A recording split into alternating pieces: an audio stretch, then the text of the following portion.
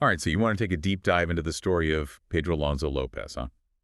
Even just getting ready for this one, the research I had to do, it really sent chills down my spine. The monster of the Andes, they call him. And it's not a title anyone earns lightly. This is a man who confessed to killing hundreds of young girls across South America. It's not just about the horror of what he did, it's about understanding how someone could even become capable of such things.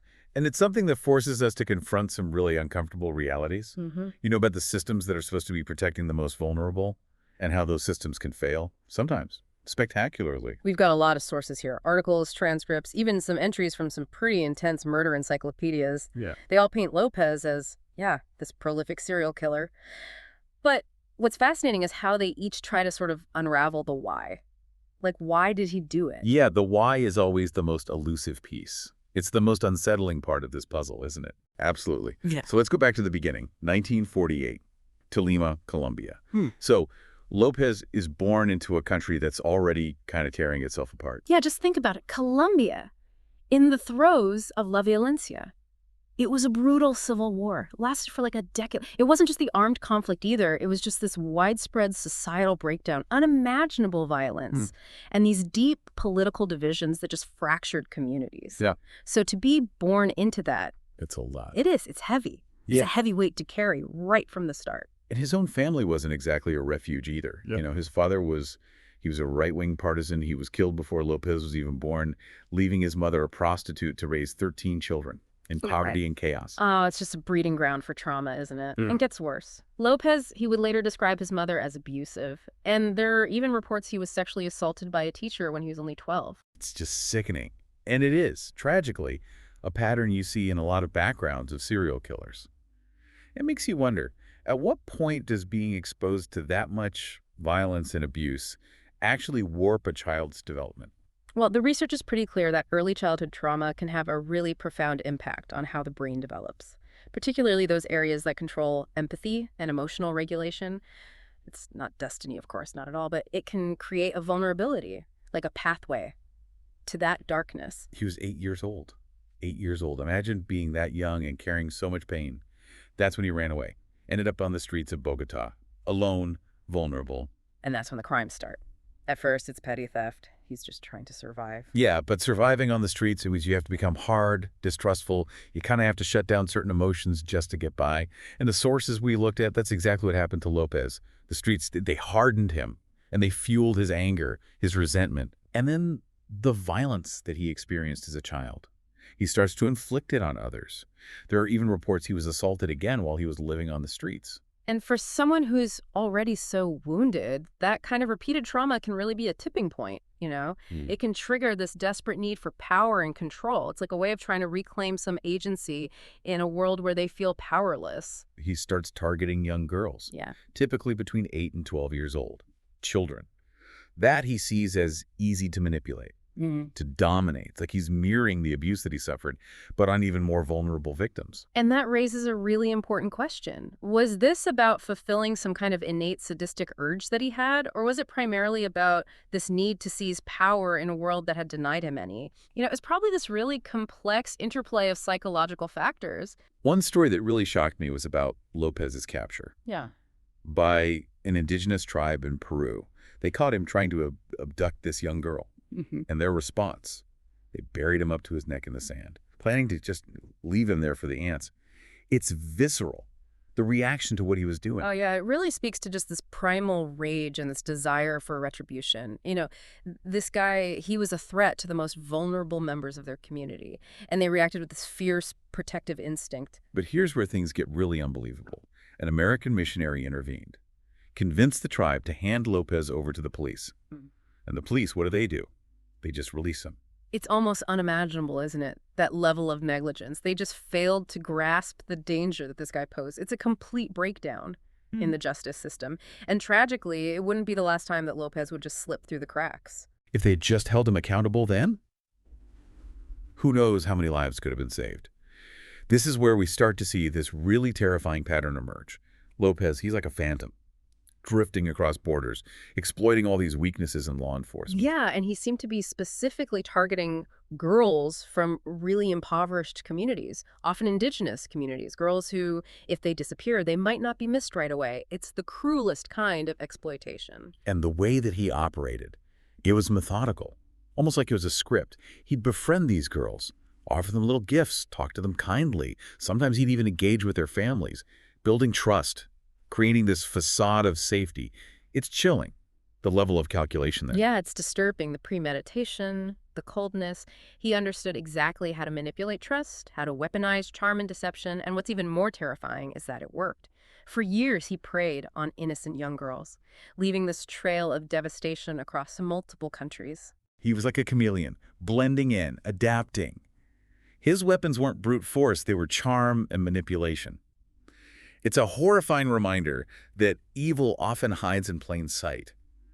You know, we have this image of monsters being obvious, grotesque, but López proves that just isn't true. And then, twist of fate. In 1980, there's this flash flood in Ecuador, and it unearths the bodies of 4 young girls. Oh, wow. This random act of nature, well, it became the key that unlocked this horrifying truth about the man who was living among them. So that discovery was just the beginning. What the police uncovered next, it would shock the world. That discovery of those bodies, well, it led to López's arrest. And then he confessed to killing over 300 girls. Over 300. It's just a number that's hard to even process. I can only imagine what the investigators must have been thinking at that point.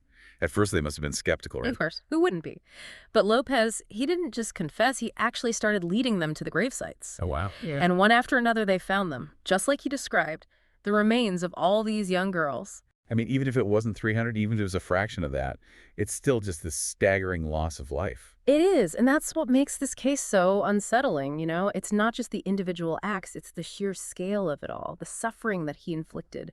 All those families forever broken by his actions. What really gets to me are the details.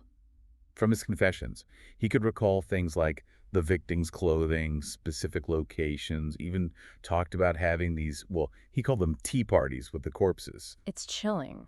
And those tea parties weren't about playing pretend. They were rituals of necrophilia. And those acts, well, they just reveal a deeply disturbed psyche. It's just this complete detachment from the humanity of his victims. It's the kind of detail that just stays with you, you know? Hmm. It makes you question how any human being could reach that level of depravity. It's a question that has haunted criminologists and psychologists for centuries. What creates a monster? Is it nature? Is it nurture? Or is it some horrifying combination of the two? I mean, it's rare for a serial killer to confess so openly, so matter-of-factly. Was it some kind of twisted pride? A need for notoriety? Or could it even be a complete lack of remorse? Some experts even think that he might have inflated the number just because he wanted the attention, but even if it's a fraction of what he confessed to, it's just horrific. And yet, despite all the evidence, his confessions, López escaped true justice. What do you mean? Well, he was sentenced, but only to 16 years in an Ecuadorian prison.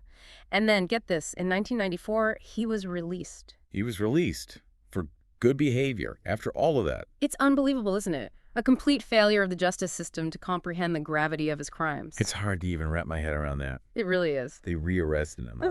Yes. He was rearrested and deported to Colombia, where he was declared insane and institutionalized. But even that didn't hold him.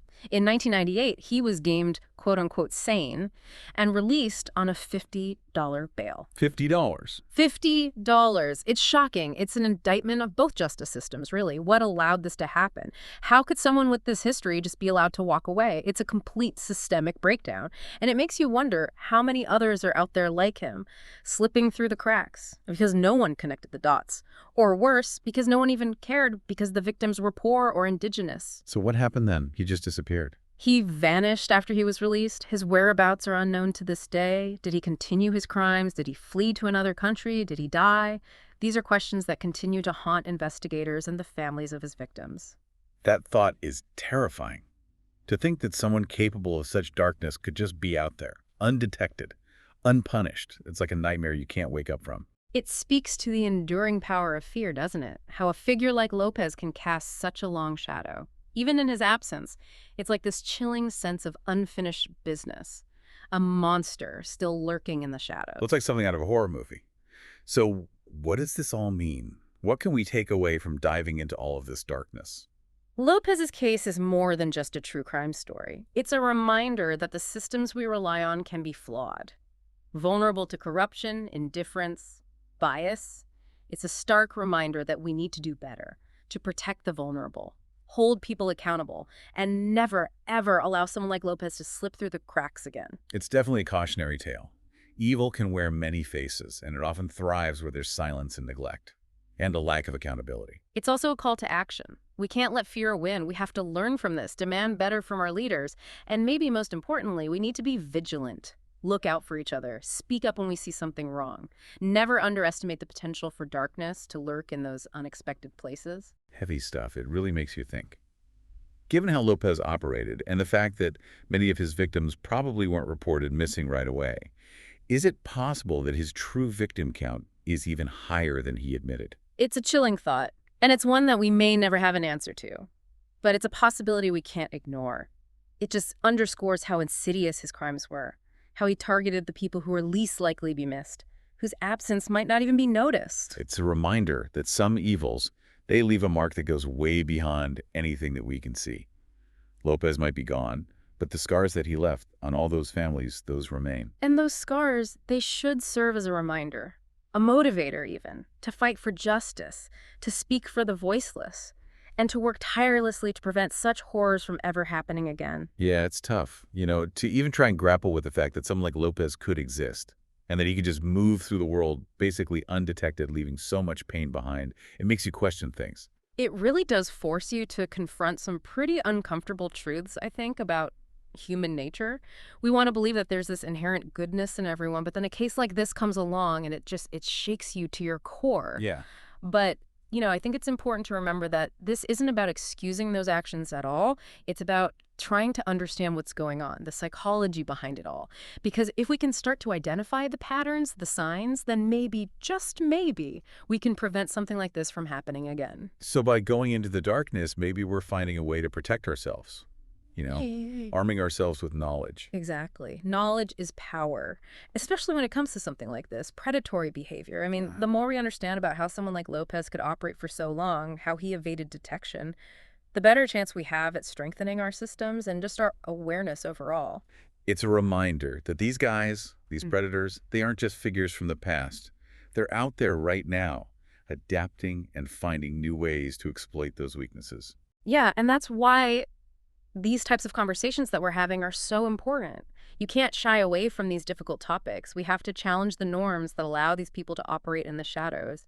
We need to create a culture where people feel empowered to speak up, to report things that seem off, to hold each other accountable. So it's about shining a light into all the dark corners, refusing to let fear and silence win. Because as we saw with Lopez, the consequences of not doing anything can be absolutely devastating. His story is definitely a harsh lesson. Evil thrives in the dark. And it's our job, it's up to all of us to drag it into the light and to confront it. And it's by understanding it, by really learning from these horrific cases, that's how we prevent them from happening again. So if there's one thing I hope people listening take away from this whole deep dive, it's that even though this potential for darkness, it's real, we don't have to let it win. We have the power to fight back. Be informed, be vigilant, and be a voice for those who can't speak for themselves. That's the most powerful way to combat the legacy of someone like Pedro Alonso Lopez. To make sure that guys like him, those future monsters, they never even get the chance to rise up in the first place. Well, that brings us to the end of our deep dive into the case of Pedro Alonso Lopez. I know it's been a lot to take in, but hopefully you're walking away with a better understanding of not just the crimes, but some of the larger questions they raise. Human nature, about justice, about responsibility, the responsibility we all have to protect one another. Remember, knowledge is power, and the more we learn about the darkness, the better equipped we are to fight for the light.